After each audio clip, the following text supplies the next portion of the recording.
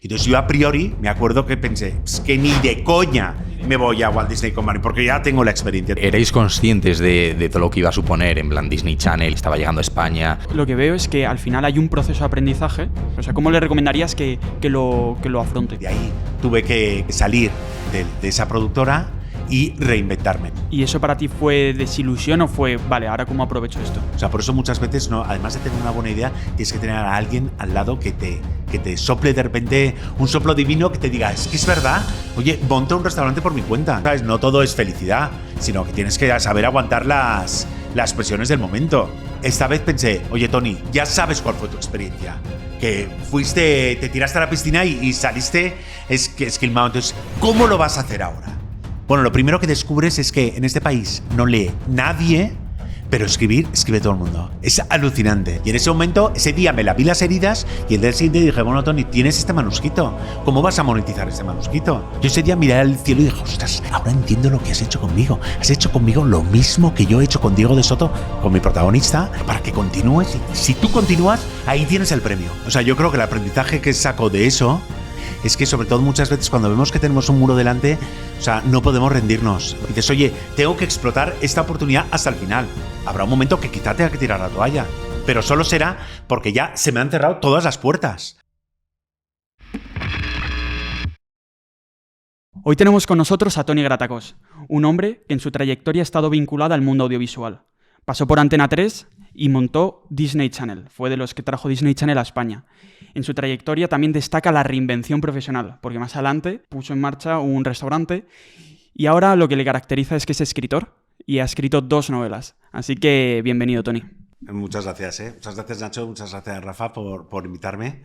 O sea, la verdad es que me apetecía mucho. Desde que me llamasteis para decirme, oye, tal, tenemos un podcast de emprendedores en los que nos gustaría tal poder entrevistarte para ver tal. O sea, pensé, pues qué ganas, ¿eh? Hombre, si pedía un poco de corte, pero... Teníamos ganas de traerte porque, como vamos a ir viendo a lo largo de la entrevista, tu trayectoria ha estado marcada por ese reinventarse constantemente. Sí. Y yo creo que eso es muy chulo, ¿no? Una persona que tiene una carrera que luego se dedica a otro ámbito y constantemente está innovando y buscando nuevas formas de... ¿no? Sí. Bueno, es que realmente eso es la vida, ¿no? O sea, que la vida... Claro, uno cuando es pequeñito piensa, oye, ¿qué quiero ser tal? Pues quiero ser tal. ¿Vale? Yo de pequeño siempre había querido ser director de cine.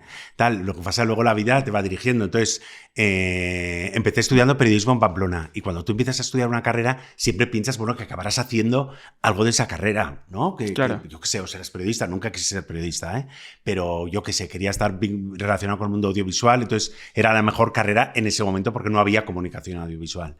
Pero luego la vida te va llevando. Yo creo que es una de las primeras cosas que se tiene que aprender. Y más la gente que está estudiando ahora carrera. Claro, es que ahora vivimos en una generación del aquí y el ahora. Todo lo queremos aquí y ahora. Entonces, uno quiere estudiar ya Derecho porque quiere ejercer ya como abogado y quiere ser ya y quiere ganar ya mucho dinero. Total. Pero es que luego la vida no funciona con los mismos parámetros. Entonces, a mí la vida me ha obligado a reinventarme cada vez. Y eso es muy importante, ¿eh? Pues vamos al lío, ¿no? Sí, podemos. Pues nada, si quieres empieza un poco contándonos cómo empezaste. Empezaste un poco después de terminar tus estudios en el mundo de la televisión, ¿verdad? Efectivamente. Sí, porque, o sea, como he dicho, estudié periodismo y entonces luego, una vez acabada la carrera, pues empecé a trabajar en una productora pequeñita de vídeos para empresas y tal. Pero allí creo que duré un año. O sea, me parecía un rollo, o sea, no era lo mío. Y entonces decidí, la verdad es que está mal, pero yo decidí salir, decidí, oye, me voy, tal, que me paguen el paro, pero yo me voy porque aquí no me interesa. Y entonces estuve 2 meses o así buscando otro trabajo. Vale. Y ya entonces empecé a trabajar en Antena 3. Y entonces ahí ya... Porque en Antena 3 empiezas y ¿qué hacías allí? En Antena 3 trabajaba en el departamento de programación viendo películas. Entonces, claro, era como mi sueño. Me gustaba el cine y estaba allí viendo películas porque teníamos... O sea, había un catálogo de muchísimas películas que nadie había visto y se tenían que ir viendo para ver dónde tenían que programarse para que pudiésemos tener la mayor audiencia posible. Y entonces, a mí eso me enseñó, eso que parecía un trabajo monótono y tal, me enseñó muchísimo, me enseñó a conocer cuál era el ritmo de cada una de las películas, porque una película para televisión, como va con cortes publicitarios, pues claro, te obliga a que el ritmo tenga que ser bueno desde el principio. Claro. Porque el momento que llega un corte publicitario la gente se te va. Entonces, a mí me enseñó muchísimo a saber cómo funciona la estructura de las historias. Todo lo que había estudiado en la carrera, pues me lo colocó muy bien en el cerebro, para saber cuál era el ritmo interno de cualquier historia. Y todo eso son pequeños aprendizajes que se van quedando en tu cerebro. ¿Y tú ahí seguías queriendo ser director de cine? ¿O ahí No, empezaste ya no, había nacido en España. O sea, no, uno tiene que ser realista, ¿eh? Uno puede aspirar a ser presidente de Estados Unidos, pero luego eso lo digo siempre mucho, ¿eh? O sea, uno puede aspirar a ser lo que quiera, pero tiene que conocer sus limitaciones y hasta dónde puede llegar. Y sus circunstancias, ¿no? Claro, si yo quiero ser presidente de Estados Unidos, ya me puedo esforzar todo lo que queráis, pero es que ya tengo un problema de base, que es que yo no nací en Estados Unidos, por tanto, no puedo aspirar a ser presidente de Estados Unidos. Pues eso es lo mismo en todo. Para cualquiera que diga, oye, es que yo quiero ser actor. Vale, fenomenal. Pero antes tienes que saber si lo tienes o no lo tienes. Yo sabía que como director de cine no lo tenía. Tienes que encontrar un juego en el que seas bueno, ¿no? Claro. Y una vez que lo encuentras, ir ahí a por todas, ¿no? Que quizá a lo mejor no puedes entrar al juego de presidente de los Estados Unidos por lo que dices, ese problema de base. Sí, o sea, yo creo que la vida, así filosofando un poco, yo creo que la vida, y esto sí lo digo muchas veces a gente de que está acabando la carrera o tal, o sea, que es muy importante, hay como dos mentalidades, ¿no? La mentalidad de estudio una carrera para acabar teniendo un título, entonces con ese título ya conseguiré lo que quiera, y la otra mentalidad es, oye, yo hago una carrera, pero con el objetivo de ir trabajando o de ir adquiriendo conocimiento o ir viendo qué me puedo ir llevando. O sea, yo hago la comparación con una maleta, ¿vale? O sea, tú puedes llevar la maleta a un sitio, o sea, ser una maleta, que entonces es eso, quiero un título y voy poniendo sobre el equipaje, sobre la maleta, la etiqueta de el destino, vale. Ese es el título, o bien yo soy una maleta, la abro y la voy llenando de experiencias y de cosas que a mí me gustan. Yo no sé si me servirá o no, pero el día de mañana confío en que cuando tenga algún problema abriré esa maleta y encontraré lo que y tienes las herramientas o el conocimiento para... Entonces yo creo que eso es lo más importante. O sea, yo pongo el ejemplo, o sea, yo, bueno, me estoy adelantando, pero, por ejemplo, yo monté un restaurante, ¿vale? Monté un restaurante, pero yo no tengo ni padres ni familiares que trabajen en el mundo de la restauración. Y no tenías ni idea. Nada. ¿Vale? Entonces, pero no salió eso de 0 a 100, o sea, no dije, pues voy a montar un restaurante. O sea, a mí me gustaba, uno, la restauración siempre me había gustado. Y dos, yo había empezado a ir a Mercamadrid porque había un descuento de familia numerosa, entonces si ibas a Mercamadrid a comprar la carne, a comprar la fruta y tal, te salía más barato. Y entonces yo empecé a ir a Mercamadrid y me familiaricé con los proveedores. Yo cuando empecé a ir a Mercamadrid, yo no tenía en mis planes que iba a montar un restaurante. Claro. Pero eso, el haber ido a Mercamadrid y conocer a los proveedores, me ayudó en su momento para montar el restaurante. Eso es a lo que me refiero, ¿eh? De ir acumulando experiencias. Que luego nunca sabes cuándo te va. Es que nunca sabes, porque la vida es muy rica, muy larga y no vas a estar toda tu vida ejerciendo un mismo trabajo. Por lo menos esa es mi experiencia. Eso es muy chulo porque cuando estás sobre todo en el momento de la carrera o en una etapa más de escolar, del colegio, estás estudiando una cosa y a lo mejor dices, joder, ¿esto cuándo lo voy a utilizar en mi vida? Y quizás a lo mejor nunca lo vayas a utilizar, pero sí que te aporta un conocimiento, una noción que a lo mejor... Yo, por ejemplo, vengo también del ámbito del derecho como Rafa y no me voy a dedicar nunca al derecho, pero sé leer una jurisprudencia, sé buscar y yo qué sé, me dan un contrato y lo entiendo, ¿sabes? O sea que... Sí. Ese conocimiento me ha servido por lo menos para estructurarme la cabeza en modo jurídico, a que a lo mejor no me dedico a ello, pero ¿sabes lo que te quiero decir? Totalmente, además como abogado te enseña sobre todo a escribir, a estructurar tu mente, a estructurar las ideas, a ver cómo las desarrollas por escrito, o sea que todo eso te va a acabar sirviendo, aunque ejerzas o no, ejerzas de abogado, eso te servirá siempre. O sea que eso es a lo que me refiero, ¿eh? O sea, el interés... Yo creo que lo más importante es querer ser esponja. O sea, si tienes interés por algo, o sea... Buscar absorber todo eso. Trabajarlo. Tampoco ser un friki y trabajarlo todo, ¿no? Sí, sino naturalmente, sino ir desarrollando y ahí vas desarrollando tus talentos, tus potenciales, que en ese momento no lo sabes y que de repente un día, ¡boom!, sale como una flor, como una planta. Ahora, esa es mi experiencia, ¿eh? Esa es tu experiencia, ¿no? Sí. Pues a mí me gusta mucho esta idea porque también...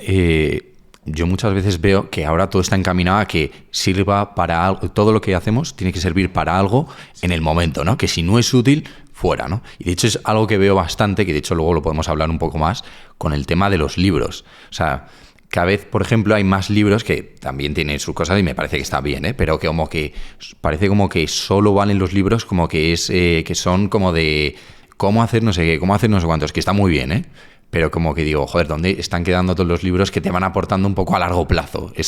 Una novela que tenga más profundidad, que te haga pensar, que te haga y que tenga un poquito más de fondo. Que no sea haz esto, esto y esto si quieres conseguir esto, ¿no?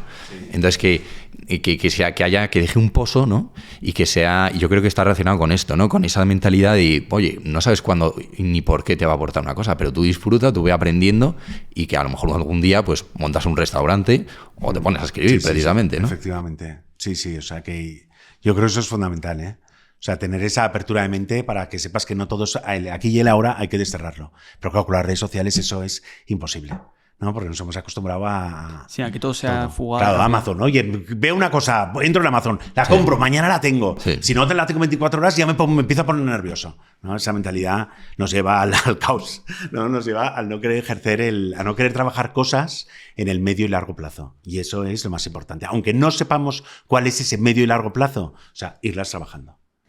Y entonces tú volviendo un poco a tu trayectoria, estás en Antena 3, estás con toda la programación y de ahí surge la oportunidad de saltar a Disney. Yo tenía en mi mente siempre el cine, ¿vale? El cine como gran oportunidad. Entonces, cuando estoy en Antena 3 viendo películas tal y disfrutando el trabajo, me llaman de un amigo mío, me dice, oye, que trabaja en Walt Disney Company, me dice, oye, que se me ha quedado un puesto vacío en el departamento de doblaje de tal. Y yo, o sea, solamente oír el nombre de Walt Disney Company y dije, ostras, allí que me voy. O sea, era mi sueño trabajar con Mickey Mouse. O sea, mi sueño, ¿eh? Entonces, nada, dije adiós a Antena 3, me fui. Y recuerdo que, para que veáis que los sueños muchas veces no se cumplen, ¿eh? Porque yo entré entonces en Walt Disney Company, la compañía que yo pensaba que me iba a salvar la vida, en la que me iba a entregar todo, y el departamento en el que entré, la verdad es que no era lo mío, o sea, no era lo mío. Y yo a la semana sabía que no había acertado, o sea, que ese trabajo era un rollo, ¿vale? Mi primer contacto con una multinacional fue terrorífico, porque pensé, ostras, yo estoy aquí, tengo que estar aquí, pero realmente tampoco tengo trabajo, ¿no? Y no puedo hacer nada más. Entonces vi que me había equivocado. Y gracias a Dios, allí estuve solamente 9 meses. Entonces me volvieron a llamar de Antena 3, mi antiguo jefe, ofreciéndome un trabajo más arriba en la escalera, y entonces dije, ostras, esta es la mía, y entonces volví a Antena 3. Más recuerdo, y esto también lo acostumbro a contar, a mis hijos se lo cuento, ¿eh? O sea, yo me acuerdo cuando me llamaron de Antena 3, yo estaba en Disney, ¿vale? No quería continuar en esa empresa. Pero eso a la semana ya lo sabías, o sea, llevas una semana y dices... Sí, cuando tú dices, oye, no tengo nada... O sea, cuando tú vas un día a tu empresa y tú dices, oye, no tengo nada que hacer, ¿qué puedo hacer hoy? Y tu jefe te dice, pues que no tengo nada ahora, tú piensas, ostras, coño, pues me he equivocado, ¿no? Sí. Si realmente no tienen nada, aquí sobro, o sea... Eso es desmoralizado. Es desmoralizante, o sea, estar todo un día sin hacer nada, esto es lo que me pasó, básicamente, ¿vale? Que no quieres estar calentando la silla, ¿verdad? Claro, o sea, no, y menos cuando acabas la carrera, cuando todavía no has cumplido todavía 30 años, ¿vale? Entonces, yo me acuerdo que me llamaron entonces de Antena 3, mi antiguo jefe, que quería comer conmigo. Y me dijo que quería hacer una oferta de trabajo, tal, no sé cuándo. Y entonces yo me acuerdo, antes de esa comida, que me fui al baño, porque yo sabía, o sea, yo por ejemplo, imagínate, si ganaba, yo qué sé, 1.000 euros al mes, yo quería ganar 2.000 euros al mes, ¿vale? Entonces, para poder ganar los 2.000 euros al mes, yo tenía que decirle al de Antena 3 que ganaba 1.500, quería ganar, o sea, tenía que mentir, ¿vale? Oye, forman parte del juego. Y entonces yo me acuerdo que me fui al baño, me miré al espejo, de verdad, me miré al espejo, y entonces me dije, Tony Gratacos, ¿cuánto quieres ganar? Entonces yo dije, 30.000, ¿vale? Sí, no me acuerdo cuánto era. 30.000, entonces veía como en las películas, ¿vale? Igual, ¿eh? 30.000, o sea, con convencimiento para decir, oye, Tony, es que esto es lo que le tienes que decir, ¿vale? Esto es lo que tienes que decir y tienes que creértelo. Y entonces yo fui a esa comida y cuando llegó la hora... súper convencido. Claro, y cuando llegó la hora de cuánto quieres ganar, cuánto ganas, tú decías, pues oye, gano tal y quiero tanto, ¿vale? O sea, tienes que estar muy convencido de eso, porque si no, no. Es decir, es que está claro, es que es tu marca la que... ¿Lo hiciste así o no? Sí, Ah, salió vale. muy bien. Entonces empecé a trabajar en Antena 3 como jefe de programación y la verdad es que fueron 2 años y pico, creo, en los que fue muy bonito, porque además la televisión todavía no había, claro, es que para la gente, para vosotros, o para la gente joven a la que nos esté escuchando y tal, claro, no lo entienden, pero en ese momento, cuando Antena 3 no había plataformas de streaming, ¿vale? Internet estaba prácticamente naciendo, así que la televisión era la gran cosa. Si alguien quería ver imágenes en movimiento, se iba al cine o a la tele, O a la tele. ¿vale? No había Netflix, no había Amazon Prime, no había Amazon, ¿vale? No había nada. de eso. Vale. Entonces la televisión era muy importante.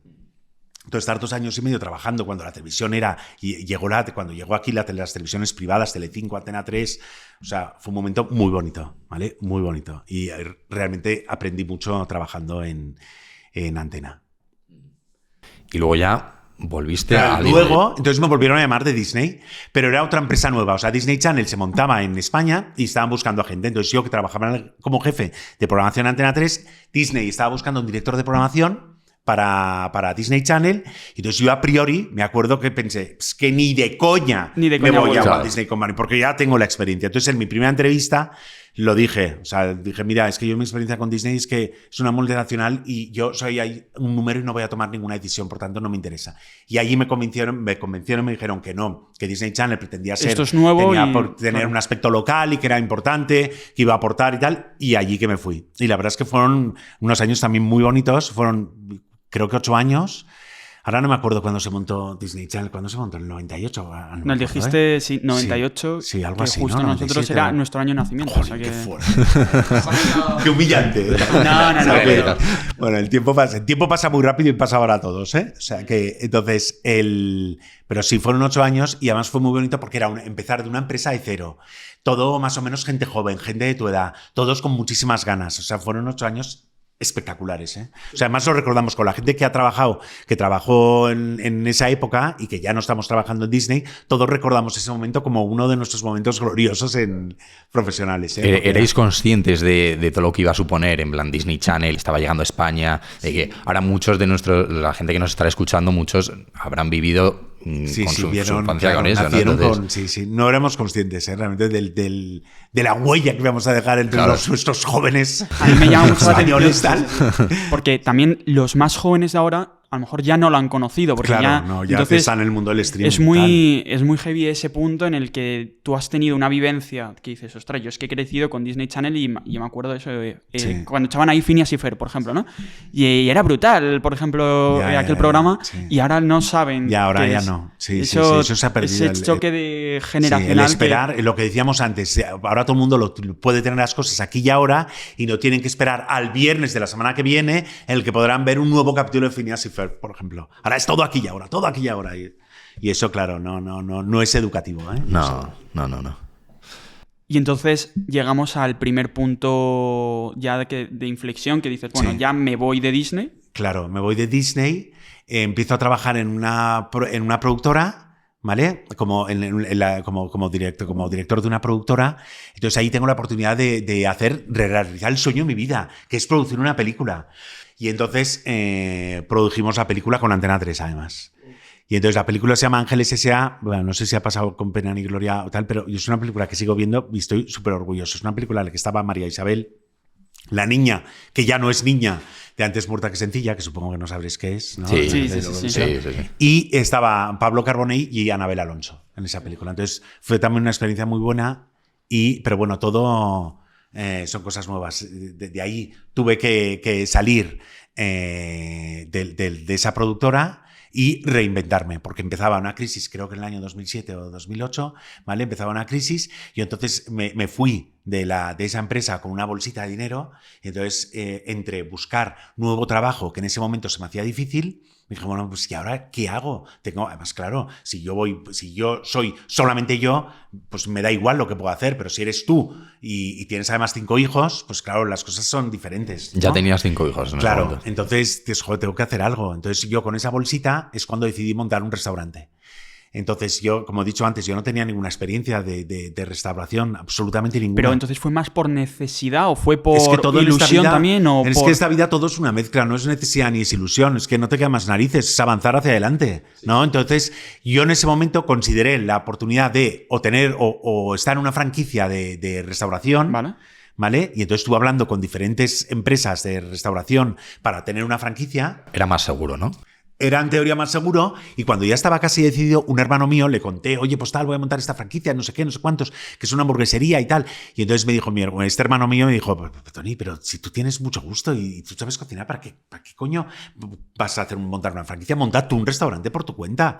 Y entonces eso me iluminó. O sea, por eso muchas veces, no, además de tener una buena idea, tienes que tener a alguien al lado que te sople de repente un soplo divino que te diga, es que es verdad, es que tengo buen gusto, sé más o menos cocinar. Oye, monté un restaurante por mi cuenta. Y entonces monté una hamburguesería mezclada, en la que era una hamburguesa estilo gourmet mezcladas con gin tonic, ¿vale? Entonces, ahí lo hice solo, sin ningún accionista, o sea, era solamente yo el dueño absoluto. Yo trabajaba allí todos los días. Yo alquilé el local. El local era un local en un barrio nuevo entonces en Madrid, que era Monte Carmelo, en el que los locales estaban totalmente desnudos. Entonces tuve que contratar yo a los constructores. Hice yo el proyecto de decoración, o sea, me lo pasé de maravilla. O sea, es uno de mis proyectos frustrados, la decoración, el interiorismo. O sea... Entonces fue precioso eso, ¿vale? Y monté el restaurante. Y además ahí aprendí una cosa muy importante, que es que cuando estás empeñado en hacer una cosa, yo en ese momento cuando dije, oye, voy a montar un restaurante. Voy a hacer esto y ya está. Ya no hay marcha atrás. Y un pequeño consejo, nunca pidas consejo a los que saben. O sea, a ver, ¿cómo explico eso? O sea, yo cuando dije que iba a montar un restaurante y ya me decidí, hice mi plan de negocio. Yo no vengo del mundo de economía, pero hice mi plan de negocio, tal, vi cuántas hamburguesas tenía que vender, lo que fuese, tal, y ya alquilé el local y ya no tenía vuelta atrás. Entonces pensé, ostras, pues voy a pedir consejo a alguien que trabaje en el mundo de la restauración, ¿vale? Y entonces fui a ver a un padre del colegio, de donde trabajan mis hijas, que se dedicaba al mundo de la restauración. Y hablé también con otra persona que también se dedicaba al mundo de la restauración. Y lo que me dijeron esas dos personas es que no me metiese ni de coña en el mundo de la restauración. Pero claro, yo ya me había metido porque ya había alquilado el local. Ya estaba remodelando, ya no tenía vuelta atrás. Pero ¿sabían que te habías metido ya? Sí, pero me quedé literalmente acojonado. Dije, ostras, a lo mejor me he equivocado, tal.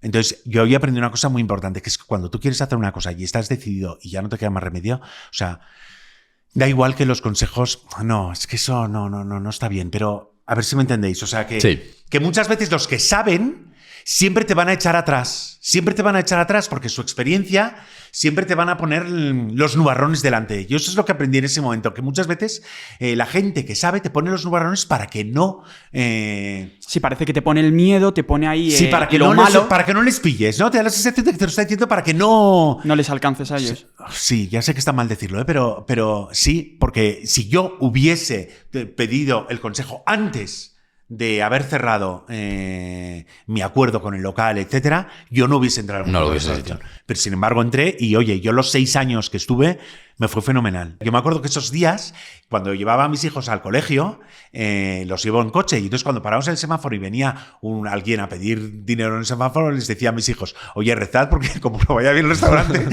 tendréis que iros al semáforo todos a pedir, O sea que, y gracias a Dios, o sea, a mí me fue bien desde el primer mes el restaurante. O sea, que por eso os digo que muchas veces los consejos, a veces de los expertos, no Yo funcionan. creo que también que tienes que compartir tu idea con personas o bien que te vayan a animar y te vayan a apoyar y impulsarla hacia adelante, o que te vayan a dar el consejo que necesitas hoy. Claro. ¿No? Porque si sabes, nosotros, por ejemplo, yo lo pensaba mucho cuando poníamos en marcha este podcast.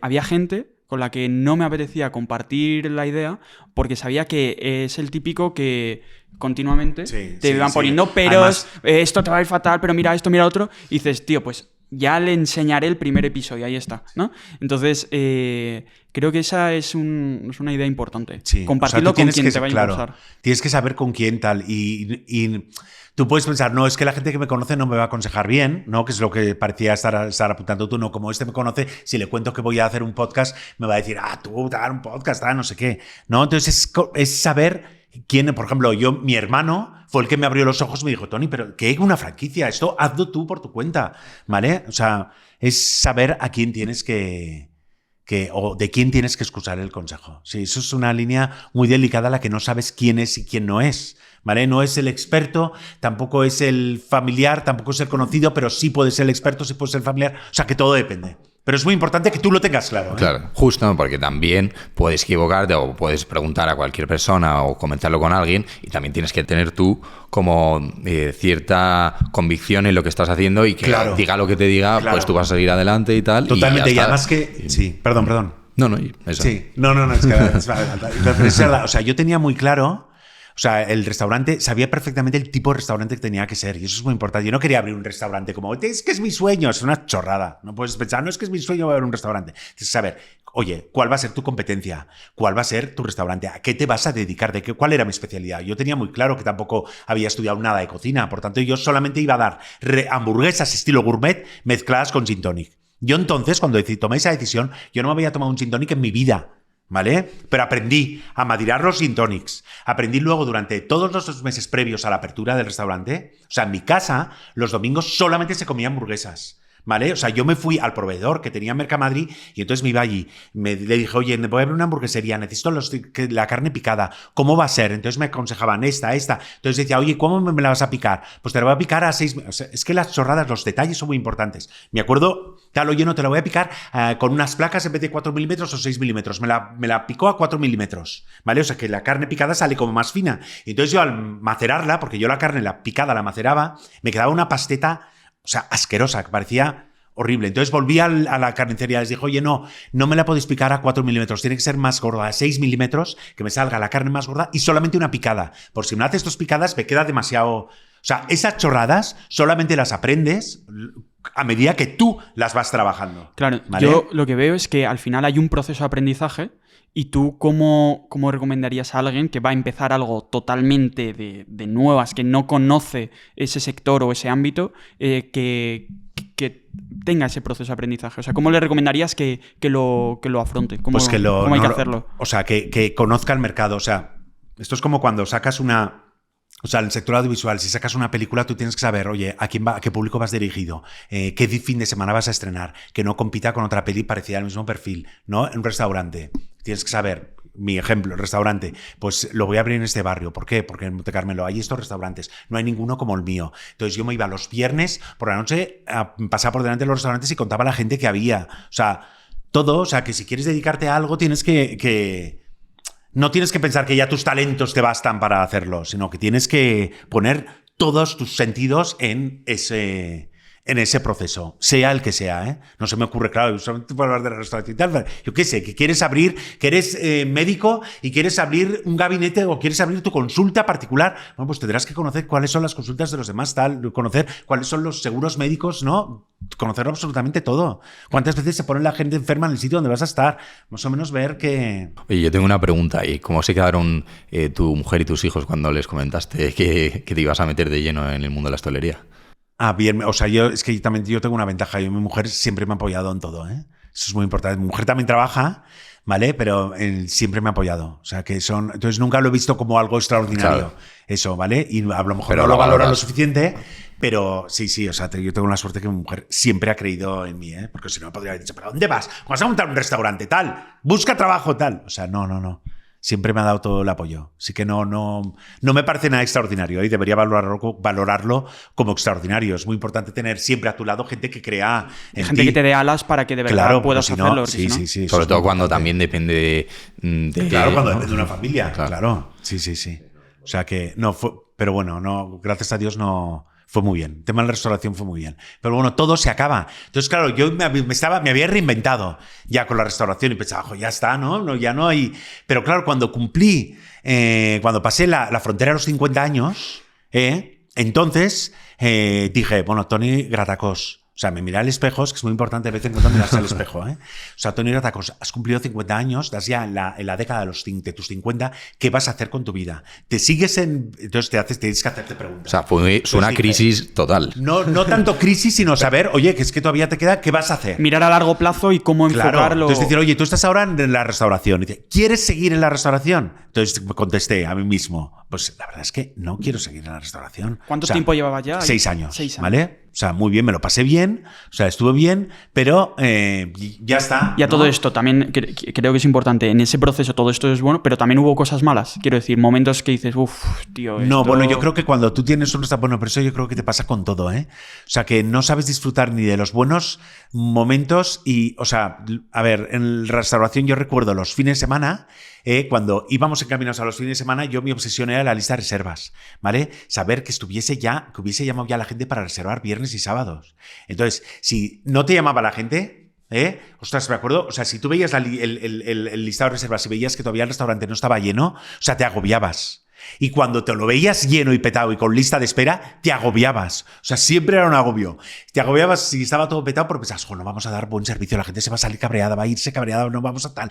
Si estaba medio vacío, decías, tal, no. O sea, y uno tiene que aprender a disfrutar cuando está medio vacío y cuando está lleno. Eso a mí me falta, aprender eso, pero sí, o sea, el problema o los riesgos de emprender cualquier cosa es no todo es felicidad, sino que tienes que saber aguantar las presiones del momento, ¿vale? Que es decir, no va a ser, oye, monté el restaurante y todo me fue fenomenal. Pues el camino, evidentemente, claro que hay cosas que esto, pero sobre todo es el día a día de un negocio, el que tiene un negocio que depende de la satisfacción del consumidor y de que el consumidor de un cliente te entre en el restaurante. Porque pues además, yo respecto a la restauración, y además yo creo que es muy heavy que te cambia la vida por completo, ¿no? O sea, te cambia las rutinas, te cambia los fines de semana, tienes que renunciar a muchas cosas, ¿no? Sí. ¿Eso cómo lo llevas? Porque claro, por eso cuando atravesé la barrera de los 50, es una de las preguntas, es decir, oye, o sea, yo creo que si tienes familia,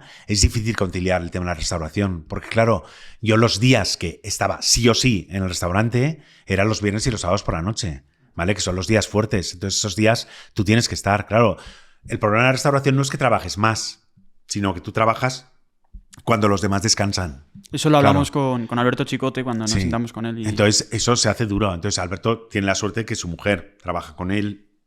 O sea, que él lo lleva en la sangre. Vale, y al llevarlo a la sangre es diferente. Yo no lo llevaba en la sangre como lo lleva Alberto Chicote, porque yo no soy chef, tal. O sea, que es diferente.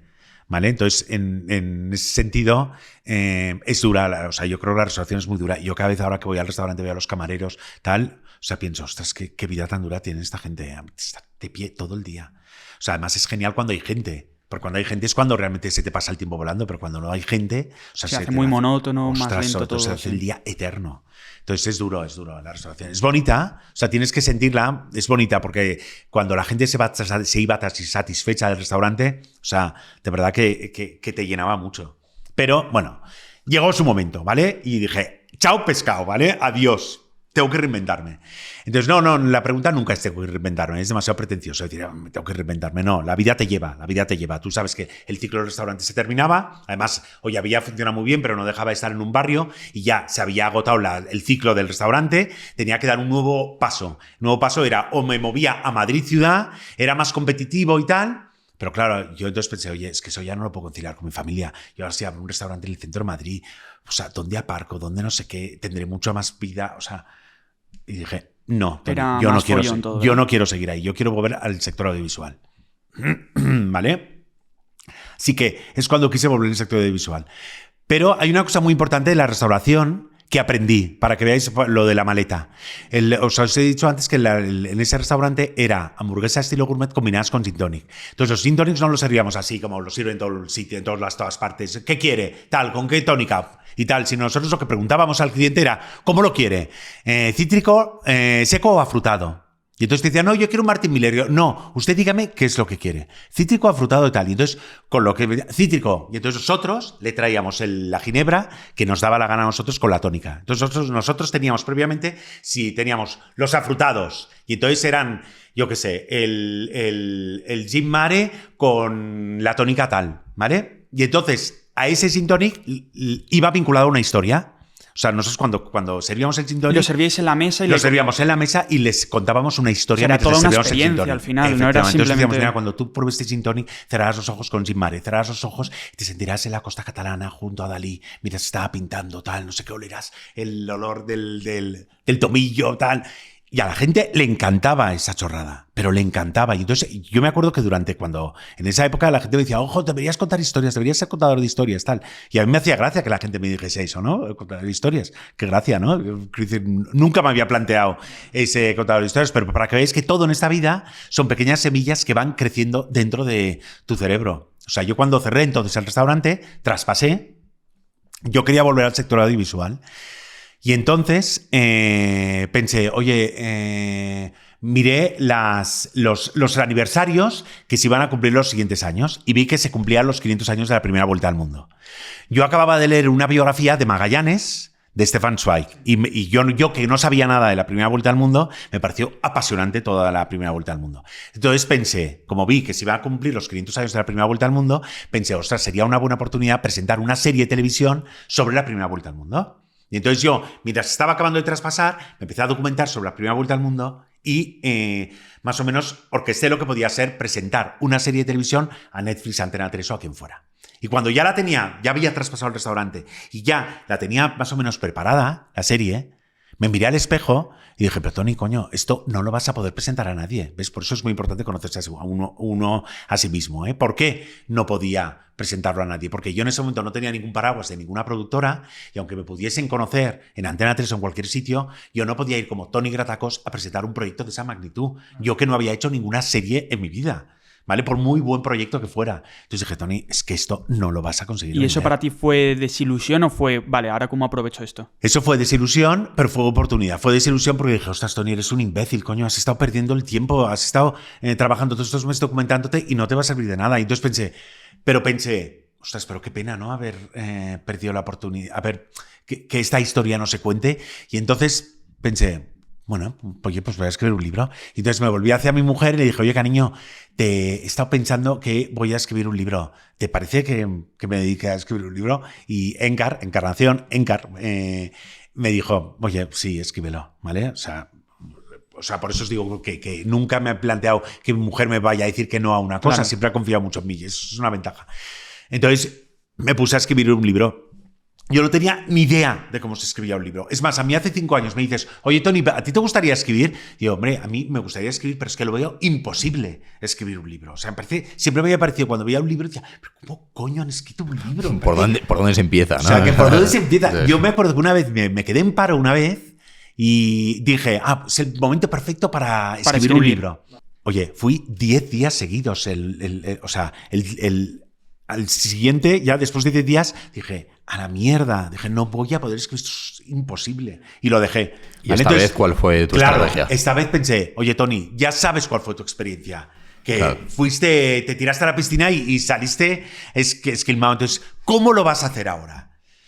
Y entonces allí pensé, oye, Tony, tú no vas a ponerte a escribir hasta que no tengas, una sinopsis clara de la historia, tengas un perfil de cada uno de los personajes como en un guión, y tengas luego un tratamiento hecho de la historia de principio a final. Entonces, una vez que tengas tú todo escrito, todo el argumento de principio a fin, y lo tengas tú claro en tu cabeza, entonces es cuando te podrás escribir.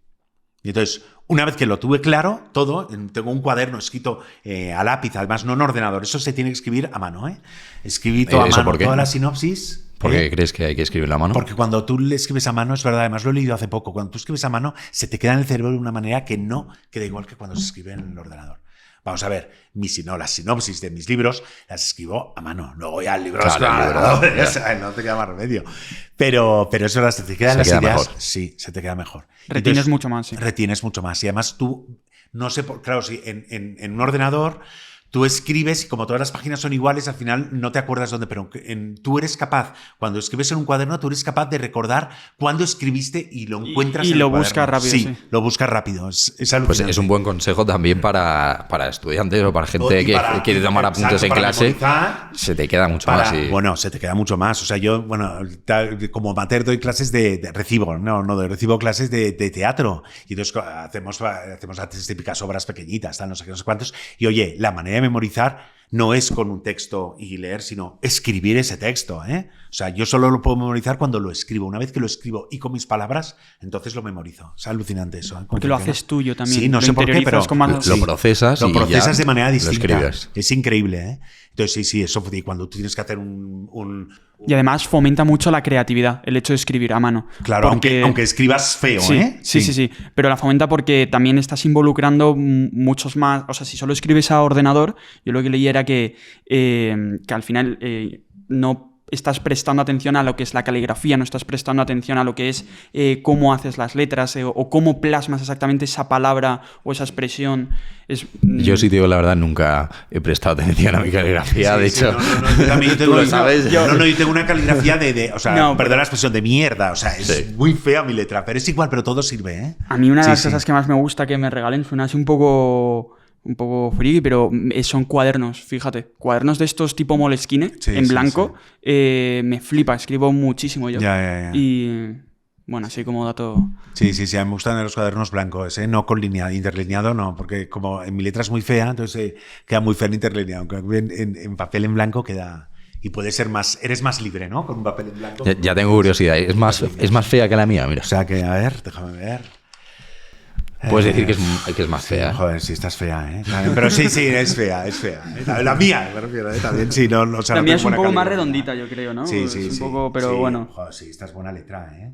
Sí, y ordenada, joder. Sí, pero Nada, bueno. da gusto leerla, además. Y con dos tipos de tinta, tal. Sí, experto sí. ya. Sí, Meto ahí no. cosillas, pero bueno. Sí, eso es muy importante, porque se te mete entonces en el cerebro. ¿eh? Entonces, bueno, eso, escrito de pe a pa, porque oye, ¿cuántas veces habéis leído un libro el que empezáis a leer el libro y dices, ostras, qué libro tan bueno, tal, no sé qué, y luego llegas al final y dices, Y baja, ¿no? vaya mierda de libro, o sea, te han tomado el pelo y dices, joder, he estado una semana leyendo este libro, todo para este final. Esto pasa mucho con las series de televisión, Sí. ¿vale? Y dices, me han tomado el pelo.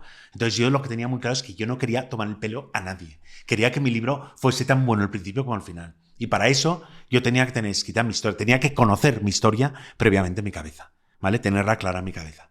Entonces, una vez ya clara, dije, bueno, Tony, pues ahora te toca escribir. Entonces, yo la mecánica, yo tengo una manera de escribir, ¿vale? Yo no soy una persona ordenada, yo no soy como tú, Nacho, ya lo he visto con tu letra, es una persona ordenada, meticulosa, o sea, vamos. Yo no soy ni planificador ni nada, o sea, nada de nada. Entonces, yo si tenía que escribir, yo tenía muy claro que la historia que tenía era libro gordo. Por tanto, lo primero que hice es mirar cuántas palabras tenía un libro gordo. O sea, ya sé que queda muy prosaico, pero sí, palabras. yo sí me mido por palabras. No, me dicen, oye, ¿cuántas páginas escribes al día? Yo no lo sé, yo escribo palabras, no escribo páginas, ¿vale? Entonces, Stephen King también, se cuenta por palabras, o sea, que eso lo aprendí luego. Pero... Entonces, yo sabía que un libro gordo era a partir de 120.000 palabras, por tanto, yo sabía que tenía que escribir un libro de 120.000 palabras, porque mi historia lo podía llenar. Y entonces dije, bueno, Tony, son 120.000 palabras. Entonces, un dinosaurio, si ya me pones aquí un Tyrannosaurus Rex y me dices, cómetelo, ni de coña te lo comes.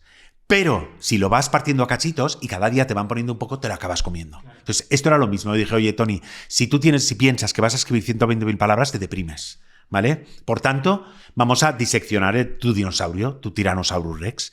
Entonces, yo dije, oye, Tony, todos los días tengo que escribir 1.000 palabras, ¿vale? 1.000 palabras. Ese fue el primer paso. Y el segundo es decir, oye, ¿un día 1.000 palabras? No. O sea, yo tengo un día, pero esas 1.000 palabras las tengo que escribir en X tiempo. Y entonces yo me marcaba, no sé por qué, deduje que yo cada 20 minutos tenía que escribir 100 palabras, ¿vale? Por tanto, 10... Cada 20 minutos. 10, vale. 20 minutos, 1.000 palabras. Muy fácil. 10, 20 minutos, 3 horas y 20 de tu día. No es mucho. Entonces yo lo que me pongo me pongo 10 cuadrículas, 10, como jugar a barcos, 10 cuadrículas en blanco, 10 cuadritos en blanco, y entonces me pongo el iPhone, el cronómetro del iPhone, y entonces me pongo 20 minutos, clac.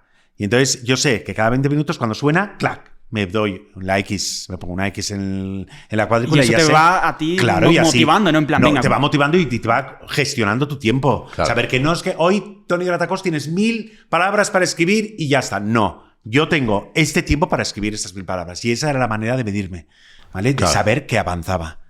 O sea, muy importante, porque si no, hay mucha gente que conoce, no, sí, yo escribo un libro, no, mis tiempos muertos, no, cuando tengo inspiración, no, cuando es... No, Lo acabas dejando, solamente ¿no? existe un momento de inspiración, que es cuando empiezas a escribir todos los días. O sea, yo recuerdo todos los días, antes de ponerme a escribir, o sea, ya va a quedar muy teatral, pero yo estoy...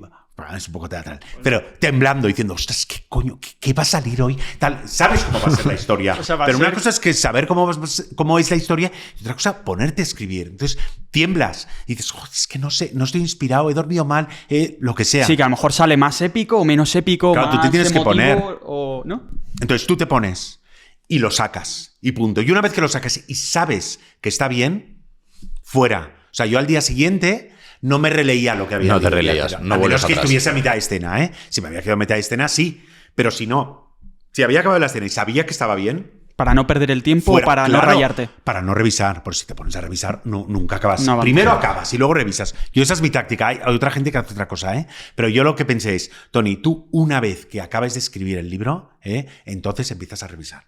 Y ya, tal. ¿Vale? Porque yo recuerdo que el primer libro, el de Magallanes, a mitad del libro, claro, yo no había escrito un libro en mi vida. Y entonces pensé, ostras, que a lo mejor debería parar y ponerme a revisar, a leer lo que he escrito, porque a lo mejor es una mierda, literalmente. Y entonces recuerdo que mi hermano, el que me aconsejó, el mismo que me aconsejó lo de las hamburguesas, el restaurante, me dijo, Tony, le dije, oye, Eduardo, estoy pensando que voy a dejar voy a parar y voy a empezar a releer otra vez el libro antes de continuar. Me dijo, no, acaba antes de ponerte a revisar. Suerte que le hice caso. O sea, yo entonces decidí, es verdad, no voy a seguir leyendo, no voy a leer lo que he escrito, sino voy a acabar de escribir y cuando acabe de escribir empezaré a releer. Suerte que hice eso, si no todavía estaría escribiendo, nadie lo sabe. O sea, que entonces fue terminar y entonces ya dije, bueno, Tony, cruza dedos, vamos a leer empezamos a ahora revisar lo que has escrito durante este año y a ver qué duró un año todo ese cojones proceso. es. Entre pitos y flautas, sí, 8 meses. No. Empecé en octubre, debía acabar en septiembre. No, 10 meses. 10 meses fue, porque luego fueron 2 meses de revisión. ¿Vale? Entonces, al revisar es cuando tú vas cambiando, viendo, ostras, pues esto está muy bien. Oye, esto está mal, lo voy a revisar, voy a cambiar, tal. Y a medida que tú ibas revisando, entonces se lo fui pasando a mi mujer para que lo fuese leyendo, porque hasta entonces no lo había leído nadie, claro. ¿Vale? Pero yo no puedo dar a leer nada que no esté revisado por mí y cambiado, Claro. porque si no, me van a envenenar mi cerebro cuando todavía no le he dado mi aprobación. Entonces, y ya, una vez acabado el libro, la que en teoría te tienes que sentir orgulloso, piensas, bueno, ¿y ahora qué?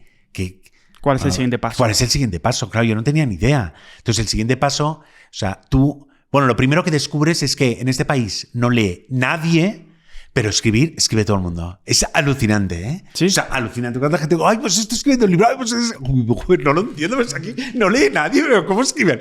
Entonces, lo que tienes que hacer, tú lo puedes mandar a una editorial, tu manuscrito, pero si lo mandas a una editorial es muy difícil que te hagan caso. Siempre tiene que ir por una especie de filtro, que son las agencias literarias. Entonces, la agencia literaria, como ya tiene sus contactos, ellos leen y tal. Entonces, había hablado una vez con una agencia literaria que tenía los derechos cinematográficos de un libro que me interesaba. Entonces tenía ese contacto, pero hola, oye, ¿tenéis los derechos cinematográficos disponibles? No me conocían de nada. Entonces la llamé, le dije, oye, acabo de escribir un libro. Me dijo, pues perfecto, mándame una sinopsis y si me interesa, me lo mandé la sinopsis. Y dijo, oye, me interesa, pásame el libro. Y le pasé el libro. Claro, y un subidón, ¿no? Al principio. 3 meses sin saber nada y el 13 de marzo... O sea, va a hacer 4 años, yo creo, porque es el del COVID, ¿vale? Sí. Fue en el año 2020, ¿no? Sí. Vale, pues el 2020, 13 de marzo del 2020, por la noche, de repente mirando el mail, veo un mail de esa agencia literaria diciéndome, oye, nos hemos leído tu libro, tu manuscrito, y nos interesa y te queremos representar. Yo ese día fui el hombre más feliz del mundo, porque una agencia literaria, te os lo prometo, la mejor agencia literaria de este país, me había dicho que sí a ese manuscrito, yo que era autor novel. O sea, me había dicho que sí. Yo me acuerdo que pasé todo el confinamiento del COVID diciendo, joder, soy escritor, ¿no? Como, soy escritor. Porque estaba convencido que si esa agencia literaria me había dicho que sí, vamos, por narices lo iban a colocar en alguna editorial. Entonces, cuando salimos del confinamiento en septiembre de ese mes, la agencia me llama y me dice, oye, Tony, te seguimos representando, pero que sepas que el COVID ha hecho replantear las decisiones de las editoriales y nos está costando colocar autores noveles. Lo vamos a mandar a 6 editoriales, pero no te damos No te garantizamos nada. Entonces, yo pensé, por favor, si esta agencia me ha dicho que sí, alguna de las 6 editoriales me dirá que sí. Bueno, pues 5 meses después, la última de las 6 editoriales me dijo que no, ¿vale? O sea, que no. O sea, pasas del éxtasis... Pues del éxtasis a la pura mierda, literalmente. O sea, perdón la expresión. Vale. O sea, dices... O sea, yo me acuerdo que ese día era cercano a la Semana Santa. O sea, me sentí como el peor día. Dije, pero... Además pensé, miré al cielo y dije, pero señor, ¿qué...? Perdón la expresión, soy mal hablado. Digo, ¿pero qué cojones estás haciendo conmigo? Y dije, me pones cachondo diciéndome con esta agencia literaria que me ha dicho que sí, y ahora las 6 editoriales me dicen que no. O sea, no lo entiendo. O sea, ¿qué ha pasado, no? ¿Qué ha pasado? ¿Qué he hecho mal? Tal, porque además estaba convencido. Y entonces dije, oye, mira, ese es el momento cuando tú, eso es muy importante como emprendedor, ¿vale? Que yo no me considero emprendedor, sino es continuar en la vida. Es que emprender, todos vamos a tener que emprender en algún momento u otro. Pues hay momentos en los que de repente tienes un jarro de agua fría, ¿no? Sí, o una barandilla, ¿no? Un muro delante. Y dices, oye, pues tengo que cruzar este muro. Y en ese momento, ese día me lavé las heridas y el día siguiente dije, bueno, Tony, tienes este manuscrito. ¿Cómo vas a monetizar este manuscrito? Y entonces dije, bueno, pues no me queda más remedio, pues lo voy a colocar en Amazon. Y entonces a partir de ese día, igual que hice con las hamburguesas previamente, enterarme de cuál eran los milímetros que tenía que picar la hamburguesa, y dije, bueno, pues vamos a ver qué tengo que hacer para autopublicar en Amazon. Y entonces me empapé de lo que tenía que hacer, cómo se hacía la publicidad dentro de Amazon como tal, como no sé qué, luego quién me tenía que hacer la portada, quién me tenía que hacer la maquetación, que tenía un amigo que sabía, pero al que le tuve que pagar, tal, quién me tenía que hacer las correcciones. Todo libro tiene que pasar por un corrector ortotipográfico, ¿vale? Pues tuve que pagar eso, o sea, hacer el libro lo más profesional posible, ¿vale? Y hacer un libro profesional, pues supone un desembolso de dinero. Pero si tú quieres una buena portada, quieres un buen corrector tipográfico, etcétera, te cuesta lo que tú quieras. Es colocarlo en Amazon formato Kindle, ¿no? No, o es también... que es lo que yo no sabía físico. entonces. No, es que los cabrones de Amazon, o sea, además de, o sea, tú lo vuelcas en la nube como PDF, con sus especificaciones, y entonces Amazon te lo vende en Kindle y te lo vende en formato papel sin que a ti te cueste un duro. O sea que tú me compras el libro y entonces cuando tú haces el comprar, mandan la señal a una imprenta que tiene Amazon en Polonia, al menos mis libros llegaban impresos de Polonia, y entonces lo imprime bajo demanda y llega a las 48 horas. Llegaba a las 48 horas el libro impreso. O sea, increíble. ¿Y tú sacabas dinero por eso o no? Claro, claro. Claro, Vale, genial. pero entonces- entonces no has dicho los cabrones en plan mal. No, en plan vale. bien. Vale, no, vale, no, que en plan, no que en soy plan. tan rotundo No, de no, que no, te o sea, casas con Amazon. no. Sí, o sea, alucinante. ¿eh? Flipando. Flipando, o sea, Vale. era increíble. Entonces, para mí, o sea, esa fue la gran... Claro, a mí las editoriales me habían dicho que no, por tanto era mi única oportunidad. Y entonces yo, el 7 de julio de hace 3 años, es cuando decidí sacar el libro entonces en Amazon, ¿vale? Entonces...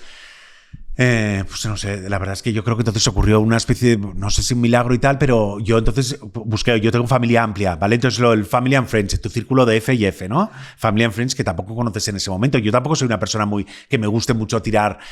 O sea, no me gusta, Sí. ¿no? Manda, hoy he escrito un libro, tal, no sé qué. No, pero claro, tienes que hacer de No te tripas queda corazón, otra, no sí. te queda otra, ¿vale? Pero entonces también tienes hermanos que lo hacen por ti, que es una ventaja, ¿vale? Oye, mi hermano ha escrito un libro. Claro, yo tenía una ventaja, y es que a mí una agencia literaria muy buena me había dicho que el libro era bueno. Yo entonces también lo que hice es autopublicarme antes de mandarlo por Amazon. Me hice como 10 ejemplares en plan libro para ir pasando a la gente para que lo leyesen. Claro, si toda la gente dice, oye, he escrito un libro, te voy a mandar un PDF, no te consideran en serio. Tienes que darles un libro para que se lo lean. Claro. Y entonces te consideran en serio. Entonces yo hice una inversión de 10 ejemplares para que irlo pasando y que la gente se lo fuese leyendo. Y el feedback que recibía también era muy bueno. Entonces yo tenía la confianza de que era un buen libro. Y entonces ya, como yo estudié periodismo en Pamplona, pues mi Family and Friends era bueno. Pues tuve la suerte de que La Sexta Noticias me cubrió. O sea, alucinante. Claro. Tuve la suerte de que te pude entrar en La Razón, pude entrar en diferentes periódicos y eso hizo que... Empezó a amplificar el mensaje, ¿no? Y que dices, oye, que aquí hay un libro... ¿Qué te iba a decir? ¿Es muy caro autopublicarse? No, depende de lo que tú quieras. O sea, depende de cuánto quieras gastarte en una buena portada, de lo que quieras pagar al corrector ortotipográfico y de lo que quieras pagar al tío que te maqueta. Que eso te lo gestionas tú, ¿no? Claro, Amazon ya es claro, el último tú, paso. Tú a Amazon le tienes que dar el libro terminado. Claro. A Amazon les importa un rábano si tu portada es horrible o no, ¿vale? O sea que... Claro, y ellos como funcionan por demanda estricta, pues además pues a subir ellos, cualquier ¿no? Al cosa. algoritmo, porque luego tú quieres hablar con alguien de Amazon, o sea... No conseguías No hablar sabes nunca. con Y cuando hablabas con alguien, no sabían nada. O sea, No eso es sabían lo qué tremendo de libro, Amazon, ¿no? ¿Qué dices de no sabían qué nada, has puesto? les preguntabas alguna duda, no te sabían resolver. Pero lo que pasa es que el algoritmo, gracias a Dios, es bastante inteligente y te lo resuelve todo prácticamente. O sea Entonces que, es una muy buena manera de una persona que Claro, si no te encuentra queda más ese remedio, muro, encuentra claro, esto esa es barrera como- de... Claro, esto es como los músicos, cuando un músico no tiene discográfica, que se va a YouTube, ¿no? O a Spotify o a lo que quieras. Ahora, ¿no? Sí. Pero, pues oye, si un escritor, si quiere publicar y no tiene editorial, el único sitio donde te puedes ir es a Amazon, ¿vale? Y ahí es donde fui. Como remedio, pero me fue bien porque conseguí vender en 3 meses, de julio a septiembre, 3.000 ejemplares, ¿vale? Entonces, y además, perdona, muy importante, venta PVP competitivo, ¿eh? O sea, porque hay autopublicados que venden a €1 el Kindle y a 10 euros el... No. Yo vendí a 20 euros el papel y a 10 euros, a 9,40 el Kindle. O sea, yo tenía muy claro que mi trabajo... Que valía... O sea, que valía lo que valía un libro profesional. O sea, eso es importante. Hay que creer en lo que uno ha hecho y ponerle precio porque tiene un valor. Eso. Clarísimo, tiene un valor. O sea, que es, a lo mejor al cabo de un año de haberlo publicado, pues yo hubiese dejado el Kindle en 3 euros, ¿vale? Pero como un libro bolsillo. Pero de buenas a primeras. O sea, tú tienes que ser tan... O sea, creértelo tanto como una... Pero claro, yo sabía que el libro era bueno no porque yo pensase que yo escribía muy bien, no. Habías tenido feedback. Y porque una agencia literaria me había dicho que el libro era bueno. Y a mí eso me dio muchas alas, ¿vale? Entonces, con eso ya luego ocurrió el milagro. Claro, pues de repente, pues ¿qué más pasó? No. O sea, eso es alucinante. Yo no sé si aquí, si hay gente habrá gente que no creyente que me escuche y fliparán y tal, pero yo ahí es donde te das cuenta que, joder, que tiene que haber algo arriba por narices. Porque yo entonces, en septiembre, o sea, publico en julio y en septiembre, a finales de agosto me manda una por Instagram, contacta conmigo. O sea, en España hay 2 grandes grupos editoriales, el Grupo Planeta y el Grupo Penguin Random House. Uh-huh. Todo lo demás son pequeñas editoriales. O sea, yo cuando autopubliqué, había muchos amigos que decían, oye, pues yo conozco a alguien de una editorial, no sé qué, de esta editorial pequeñita, que se lo puedes... Y yo decía, mira, es que, francamente, para publicar una editorial pequeñita, prefiero Amazon. O sea que, joder, está mal dicho eso, y lo sé. O sea, pero bueno, en ese caso, como me habían dicho las 6 editoriales que no, ¿entiendes? Entender mi resquemor. Pero pensaba, yo si quiero que me publique una editorial, quiero que sea una de las grandes, o sea, del grupo Penguin Random House y del grupo Planeta, porque tiene más capacidad de colocar mi producto en todas las librerías del país. Entonces, a finales de agosto, contacta conmigo un sello editorial de Penguin Random House por Instagram. Oye, nos interesa tu libro, ¿por qué no nos envías tu ejemplar? Yo en ese momento estoy tan crecido que pensé, ostras, que les mando un ejemplar, que se lo compren ellos. Encima les tengo que mandar un ejemplar. Bueno, se lo mandé, ¿vale? Y entonces, yo se lo mandé y me olvidé. Y a principios de septiembre, claro, yo ya había tenido el subidón de buenas ventas, pero quería saber cómo era el mundo editorial. Quería saber cómo poder seguir vendiendo. Y entonces tenía un compañero de mi promoción de periodismo, Tony Fité, que sabía que su hermana, Alba, trabajaba como directora de comunicación de Editorial Destino en Planeta. Y entonces llamé a Tony Fité, y le dije, oye, Tony, pásame el teléfono de tu hermana porque me gustaría quedar con ella para que me diga cómo puedo seguirle dando vida al libro, ¿vale? Entonces me dio el contacto y quedé con ella en la Feria del Libro un domingo, en el Parque El Retiro, Feria del Libro de Madrid, que fue en septiembre, en ese momento, porque volvíamos del COVID, ¿vale? Era un año después del COVID y fue en septiembre en vez de junio. Y entonces quedé con ella un domingo por la mañana en un banco del Retiro, en plan espionaje KGB, ¿vale? Entonces, yo me acuerdo que antes de salir del libro, antes de salir de casa, estaba saliendo de casa, y mi mujer me dijo, oye, Tony, ¿a dónde vas? Y dije, he quedado con Alba Fité de Editorial Destino.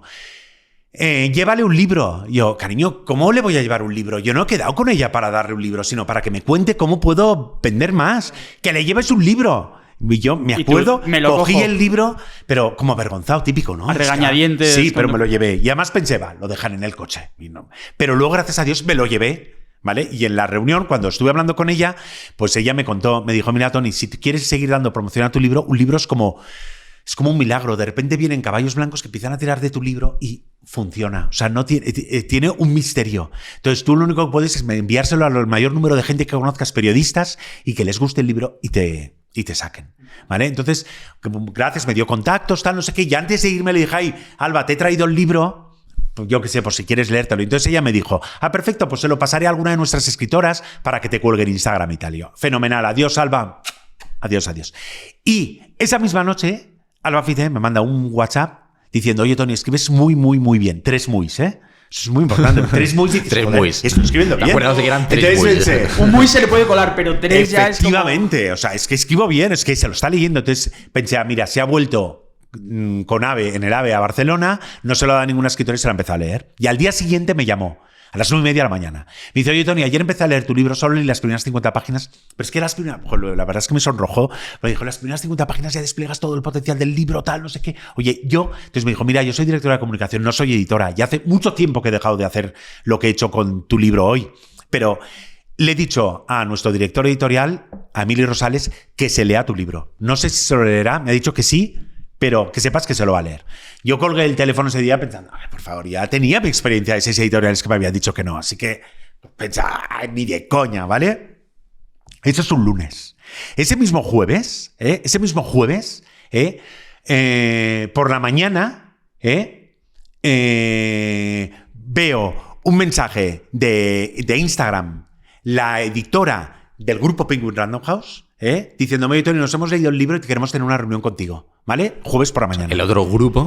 Al que yo le mandé el libro de agosto. Vale. Exacto. Vale. Y esa misma tarde, Planeta, Destino, me llama, me dice, oye, Tony, nos hemos leído tu libro y queremos tener una reunión contigo. O sea, el mismo, os lo prometo, el mismo jueves, Las los dos dos grandes. grupos editoriales contactan conmigo que se han leído el libro y que quieren una reunión conmigo. Yo ese día miré al cielo y dije, ostras, de verdad, dije, ostras, señor, ahora entiendo lo que has hecho conmigo. Has hecho conmigo lo mismo que yo he hecho con Diego de Soto, con mi protagonista, con lo que he hecho con Diego de Soto en el libro. Te voy a joder, pero para que continúes, y si tú continúas, ahí tienes el premio. O sea, yo eso, os lo prometo, eso es lo que yo aprendí ese día. Dije, ostras, qué fuerte, O sea, qué probabilidades hay que los dos grandes grupos un mismo día contacten contigo para decirte, oye, nos interesa tu libro. Es O sea, muy fuerte. Muy fuerte. O sea, A mí muy lo fuerte que- para dar gracias y no parar. Toma, ya. A mí lo que me está alucinando es que no ha sido fácil. O sea, ha sido un camino en el que has ido teniendo una dificultad que te dicen 6 editoriales que no, a pesar de que la más grande, la agencia de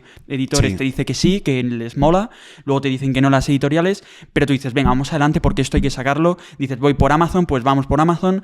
Y te viene una pequeña, no, yo es que... Y de repente, ¿no? Es confiar Sí, y es sí. ir hacia adelante en lo que tú has Ya, hecho. es alucinante. Joder, me está emocionando. Yo lo pienso. Yo lo ¿Cómo pienso, sigue la historia? yo lo joder? pienso fríamente. Es alucinante, de verdad. Es como.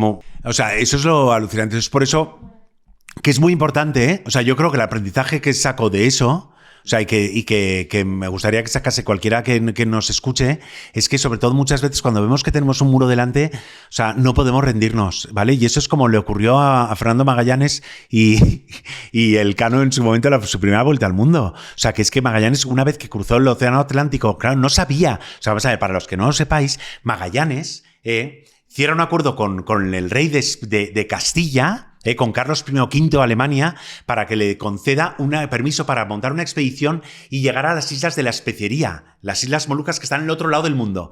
Y él piensa que yendo por el Atlántico, a pesar de que se haya descubierto el continente americano, Que iba a haber un estrecho, ¿no? claro, él piensa que hay un paso que comunica con los mares orientales. Nadie más lo sabe, por eso el libro se titula Nadie lo sabe, ¿vale?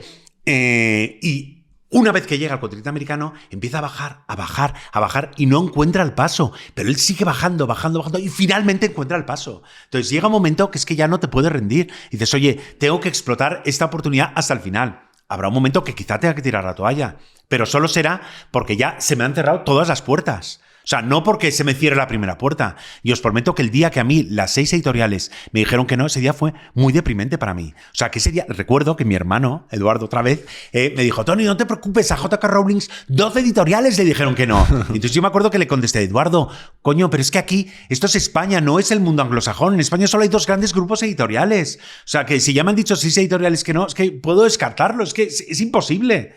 Y por eso me fui a Amazon, claro, porque no tenía ninguna otra oportunidad. Me está recordando un poco a la idea como que vas metiendo, que es que si tú estás tienes que estar convencido de que tienes razón o de que lo que tienes entre manos es bueno, ¿no? Claro. Porque si no, eso es lo que te va a ayudar a seguir hasta el final. Porque Claro, ante sí, cualquier sí. dificultad, si no estás del todo convencido, aunque sea bueno lo que tienes entre manos, si tú no estás convencido, vas a rendirte. O sea, vas a tirar la toalla. Sí, o sea, eso es muy importante. ¿Y eso cómo lo sabes? Claro, pues nadie lo sabe. Quizás es una realmente intuición es también, una ¿no? intuición. Yo creo, es como cuando tú dices, oye, pues voy a hacer esto. ¿Vale? Tú tienes que saber, es lo que he dicho antes, tú tienes que saber que tienes los talentos para hacer eso. Eso es muy importante. O sea, cuando yo el día, por ejemplo, que dije, oye, cariño, cuando me volví hacia mi mujer, le dije, oye, cariño, pienso que voy a escribir un libro. O sea, yo nunca había escrito un libro, pero yo sabía que sabía escribir bien. Pero no porque diga, Tony Gratacos sé escribir bien, no, sino porque de pequeño en el cole, el profesor, el señor Cañón, Luis Cañón, el profesor de la Farga, me dijo, oye, Tony, escribes muy bien, ya cuando era en quinto de primaria o en esto. Entonces, esa es una pequeña semilla que se planta en tu cerebro, que tú en ese momento descartas, como, pues mira, escribo bien, ¿para qué me va a servir? ¿No? Pero es una semilla que va germinando, que te da confianza. Si a ti tu profesor de quinto primaria te dice, oye, escribes muy bien, tú ya sabes que escribes bien, ¿no? Sabes que lo tienes, que es un talento que tienes. Y a mí eso que es una semilla plantada en su momento, pues oye, germinó cuando tuvo que germinar. O sea, yo estudio periodismo en Pamplona, yo recuerdo que había gente de profesores en Pamplona que nos decían que todos los días teníamos que escribir, yo que sé, aunque fuese media hora el resto de nuestra vida. O sea, yo jamás cumplí ese propósito. Yo nunca he escrito todos los días nada, porque la vida te va comiendo, ¿no? Y no... O sea, que hasta Aunque que... es media hora. Ni media hora. Ahora sí. Pero es a raíz de escribir el primer libro, que ves que realmente tienes ese potencial, que puedes trabajar ese potencial, que entonces ves que lo puedes seguir desarrollando, ¿vale? Pero antes pero sabes que lo tienes. Lo que me refería es que tú tienes que saber que lo que tienes entre manos lo dominas y sabes que es bueno. Y eso solamente lo puedes saber tú sin engañarte, sin trampas. Y no sé, así fue. Y cuando tú te sentabas a escribir, a lo mejor algún día que no tenías esa inspiración que te hubiese gustado, ¿cómo gestionas esa falta de inspiración de ese día? ¿Con tranquilidad o dices, venga, tiro para adelante? No, siempre tienes que tirar para adelante. O sea, no. O sea, yo no recuerdo... O sea, hay días en los que estás más inspirado, pero yo no recuerdo días en los que estés más inspirado o días menos inspirado, ¿no? O sea... No, yo creo que cuando tu mentalidad es voy a sacar 1000 palabras al día, no te planteas si estás inspirado o no. O sea, la inspiración llega, te os lo prometo, la inspiración llega, ya os lo he dicho, o sea, 5 minutos antes de ponerte a escribir esas 1000 palabras al día, estás literalmente acogotado, pensando, es que hoy no sé qué va a ocurrir. I'm not in the mood, ¿no? Típico, es que no me siento con... ¿Sabes lo que pasa aquí? Yo creo que alguien que no está tan metido, como que... O sea, así de primeras, como que parece que no casa demasiado el tema de la disciplina, el tener una rutina con el tema de la creatividad, claro. ¿no? Parece como que la creatividad tiene que ser algo espontáneo y como rompedor, pues ¿no? Eso es mentira, y además lo sabes. Quiero decir, Picasso que decía, ¿no? Que la inspiración llegaba con como las moscas, ¿no? Con el sudor. Algo así. Claro. O sea, que es que... No, y te pilla trabajando. Vamos, te pilla trabajando. Hay que cambiar esa percepción, ¿no? Completamente. Bueno, a lo mejor hay excepciones, pero es que yo no creo en estas excepciones. O sea, todos sabemos que cuando nos ponemos a trabajar, de repente sacas cosas en las que no pensabas que ibas a ser capaz de sacar 5 horas antes de ponerte a trabajar. Y entonces lo mismo te pasa con de verdad, que yo a veces escribes y luego cuando lees lo que has escrito dices, pues que no puede ser que de verdad, yo a veces... Cojo al azar una página que he escrito y digo, y miro alrededor y digo, ¿pero quién ha escrito esto? O sea, ¿cómo puede ser que haya escrito yo esto? Es eso mola mucho, ¿no? Eso es alucinante. Y dices, o sea, es una magia especial. Entonces, esa magia no te pasa, no, es que hoy estoy inspirado. Chorradas son esas. No, estás más cansado o menos cansado, pero la inspiración llega trabajando. Eso seguro, de verdad. Y de todas las veces que... Estás volviendo un poco ya sobre toda la conversación, un poco planear, de todas las veces que tú te has ido reinventando, como hemos ido diciendo, o sea, que has ido cambiando de sector, de ámbito, de actividad, ¿cuál ha sido para ti la más apasionante que digas? Esto, o todas han tenido su grado? Todas han tenido su grado. Sí, porque cuando tú vas a hacer algo, tienes que meter toda la cabeza en lo que estás haciendo. O sea, no puedes decir, no, estoy metiendo esta parte de la cabeza, pero esta parte de aquí la tengo destinada para cuando sea escritor, por ejemplo. Pues no. Entonces, si tú vas a hacer todo el tema, a montar algo de cero, tienes que estar en ese momento, o sea, 100% volcado en eso. No puedes decir, no, sí, este es mi plan B porque el plan A ha fracasado. Pues no, esa no es la mentalidad, ese no es el espíritu, ¿no? Yo eso jamás lo he tenido... O sea, no, jamás. O sea, no te tiene que dar tiempo a pensar en otras cosas cuando tú estás en una... Así que, por tanto, a tu pregunta de realmente disfrutas más en una cosa, yo creo que disfrutas, es que en cualquier cosa, si te pones la carne en el asador, disfrutas en todo lo que haces. O sea, que solo... ¿Cuántas veces os ha pasado, no? Que yo qué sé, tienes que ir a una cena que no te apetece. Entonces, y es muy distinto si estás más de como agente pasivo o como agente activo. Si estás como agente activo te lo has pasado fenomenal, pero si estás como agente pasivo no te lo has pasado igual de bien. Pues esto, yo creo que todo así en general es la vida, ¿no? Así que... Sí, seguro. Así para ir cerrando un poco el bloque y bueno, y ya un poco todo, te quería hacer una pregunta. Llega una persona, alguien joven, una persona joven, ha escrito un libro o va a escribir un libro, no lo conoce ni en su casa y dice, ¿por dónde empiezo? No a escribir, sino un poco a lo mejor para el tema de la publicación, ¿no? Sí. ¿Cómo gestiona eso? Sí.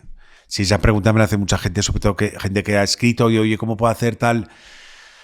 Es que cada camino tiene, ¿no? Cada persona tiene su camino y cada libro tiene su camino, cada tal. Entonces, lo que tiene que hacer es Bueno, pues ponerse a la búsqueda de un agente, ponerse a buscar una editorial a lo mejor, pero yo creo más en un agente que en una editorial, ¿eh?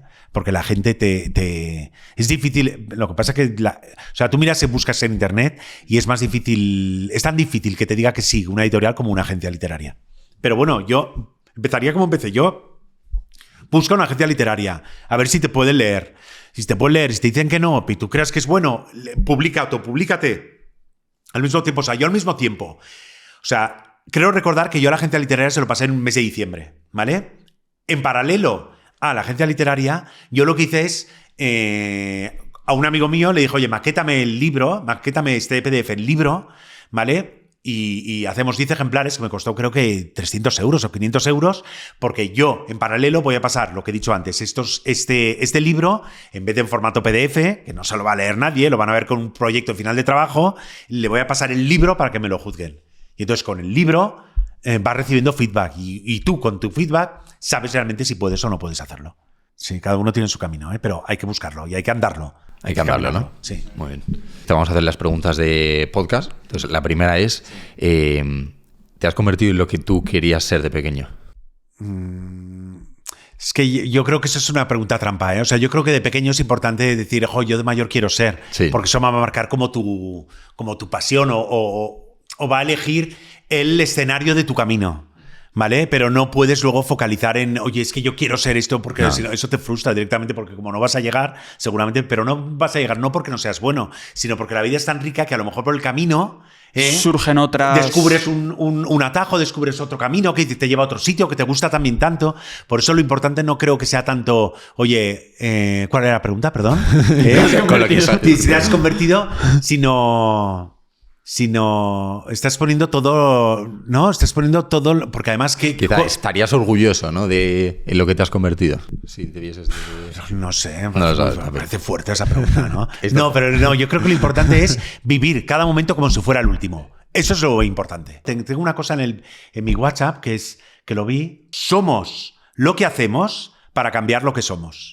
¿Vale? Entonces, somos lo que hacemos para cambiar lo que somos. Entonces, todo depende del presente, no depende del futuro. No es que yo quiero, yo tal. No. Somos lo que hacemos para cambiar lo que somos. ¿Vale? Esa es la respuesta a tu pregunta. ¿Vale? Está bien. Y sí. Entonces, y también relacionado un poco con este tema, imagínate que te encuentras en un ascensor a una persona joven que te dice, oye, mira, Tony, tú tienes muy claro lo que quieres hacer, qué es lo que te apasiona, ¿qué me recomendarías a mí? Tenemos que llegar a la 7ª planta, tienes esos segundos para decirle, es así breve, pero, pues un consejo así rápido que alguien pueda llevarse. Difícil, pero yo creo que le diría, focaliza sobre lo que te gusta, y sobre lo que te gusta ver creciendo. O sea, utiliza lo que te gusta como un cauce para como llegar pilares sobre los que construir. O sea, que parte de eso, de lo que te gusta / tus talentos. ¿No? Eso es lo que le diría. Eso está muy bien, sí. Pues oye, Tony, muchísimas gracias por tu tiempo. Ha sido una conversación muy chula. Lo he disfrutado. Ha sido genial. O sea, espero que no haya sido demasiado rollo, no haya dicho demasiados tacos, porque a veces digo demasiados tacos, perdón si he molestado a alguien o si he ofendido a alguien.